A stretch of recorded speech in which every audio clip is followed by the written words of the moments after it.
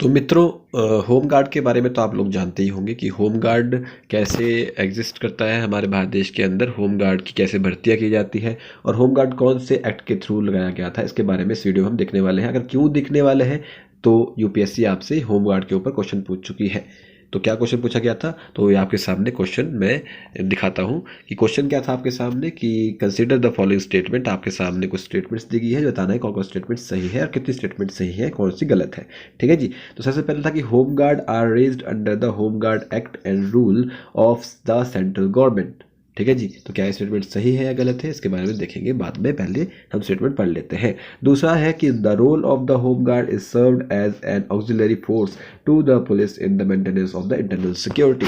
तीसरी स्टेटमेंट आपके सामने है कि to prevent the infiltration on the international border coastal area the border wing home guard battalions have been raised in some states. तो क्या इनमें से कौन कौन स्टेटमेंट सही है, कौन कौन स्टेटमेंट गलत सही नहीं है, इसके बारे में हम इस वीडियो में देखने वाले हैं। तो सबसे पहले आपको पता होना चाहिए कि होम गार्ड एक्चुअली में है क्या और यह कौन से एक्ट और कौन से रूल के तहत चलती है। ठीक है जी। तो होम गार्ड जो है, home guard act and rule जो कि स्टेट एंड यूनियन टेरिटरी के लिए बनाया गया है, उसके तहत बनाया गया है, ना कि सेंट्रल गवर्नमेंट के तहत बनाया गया है। They are recruited from amongst all the classes of people of walk of fire life and who give their spare time to the organisation for betterment of the community. अब role क्या क्या है इनका, ठीक है। तो सबसे पहला रोल क्या है इनका कि ये ऑक्सिलरी फोर्स की तरह काम करेंगे to the police in the maintenance of internal security situation. ठीक है जी। ये कम्युनिटी को हेल्प करेंगे in any kind of emergency, जैसे कि एयर रेड हो जाती है, fire, cyclone, earthquake, epidemic etcetera के अंदर होम गार्ड की रिस्पॉन्सिबिलिटी होती है कि वो हेल्प करेगी कम्युनिटी को। ठीक है।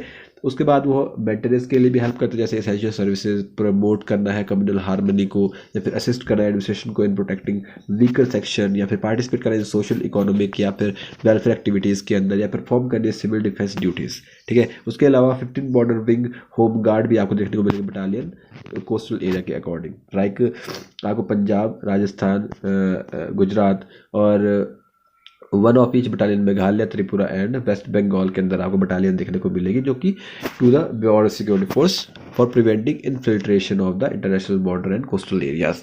ठीक है जी। तो ये इंटरनेशनल बॉर्डर और कोस्टल एरिया के आसपास भी आपको इसका जो है काम देखने को मिलेगा। अब आपको होम गार्ड के बारे में पता लगी गया कि होम गार्ड ऐसी चीज़ें होती है जो बॉर्डर पे भी रहती है, इस कोस्टल एरिया के ऊपर भी रहती है। ठीक है। उसके अलावा इसका क्या काम है कि कम्युनिटी की हेल्प करती है, कोई भी आपदा आ जाए उसके अंदर हेल्प करती है। ठीक है। परंतु अब इसमें स्टेटमेंट दो स्टेटमेंट आपको सही लगी, पता कि role of the home guard to serve an auxiliary force, या तीसरा आपको पता लग गया कि prevent infiltration and international border cross area. ठीक है। परंतु पहला क्या स्टेटमेंट आपके सामने था, पहला स्टेटमेंट आपके सामने था कि home guard are raised under the home guard act and rule of the central government. तो सेंट्रल गवर्नमेंट के तहत नहीं है, ये स्टेट एंड यूनियन टेरिटरी के तहत आपके आता है। तो ओनली दो स्टेटमेंट आपके सामने करेक्ट है, तो आंसर आपका हो जाएगा बी।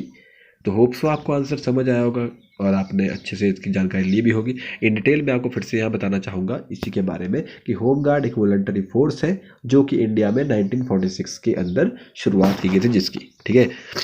ओके। ठीक है। और ये कम्युनल राइट्स एंड डिस्टर्बेंस को कंट्रोल करने के लिए जो भी होता है उसके लिए बनाई गई थी। ठीक है जी। ये एक आपकी वॉलंटरी सिटीजन फोर्स थी adopted by the several states. ठीक है। स्टेट के अंदर ही आती है, जैसे कि बात करी जाए इसकी। तो in the wake of the Chinese aggression in 1962 the centre advise the state and union territory to merge their existing voluntary organisation into one uniform voluntary. ठीक है। जिसको होम गार्ड का नाम दिया गया था। ठीक है। तो 1962 में जब चाइना ने इंडिया के ऊपर आक्रमण किया था तो उस टाइम के ऊपर सभी को इकट्ठे करके एक होम गार्ड बना दिया गया था, वॉलंटरी फोर्सेस को इकट्ठा करके। ठीक है जी। तो home guard act and rule of the state and union territory के अंतर्गत इसको बनाया गया था, इसलिए स्टेटमेंट 1 जो है इनकरेक्ट हो जाती है, क्योंकि ये सेंट्रल गवर्नमेंट के तहत नहीं, यूनियन टेरिटरी और स्टेट के तहत इसका रूल जो है उसके तहत बनाया गया था। दूसरा कि ऑक्सिलरी फोर्स जो बताया जाए कि क्या का काम इसका है, उसके बारे में पहले डिस्कस कर चुके हैं। तीसरा भी मैं पहले बता चुका हूँ कि 15 बॉर्डर विंग होम गार्ड आपको देखने को मिलेंगे।